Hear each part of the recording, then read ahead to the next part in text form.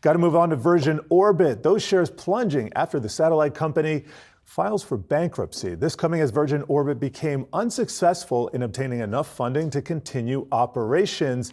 And this is a function of the current economic environment, the way I'm seeing it, Brad. I mean, cost of capital is way up.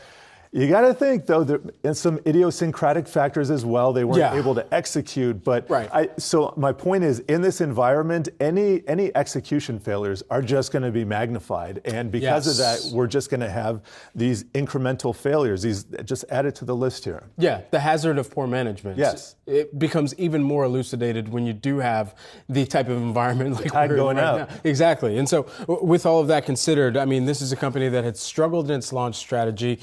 And in the entirety of how this company was going to become profitable in the future, being able to take satellites into orbit, create a business that would ultimately have them doing multiple launches a year, not even just multiple, hopefully, dozens if they had gotten it right and was able to replicate the process at the end of the day. However, as of recent, because of the failed launches, they had to, even in recent weeks, lay off 85% of their workforce or furlough, cut 85% of its workforce, which only had about 750 people. But at the end of the day, still, that a considerable move for a company that was just not able to execute on the vision, backed by Sir Richard Branson, of course, and one of his Virgin kind of brands within that family of brands. Yeah, and I root for him personally, but this one didn't work out.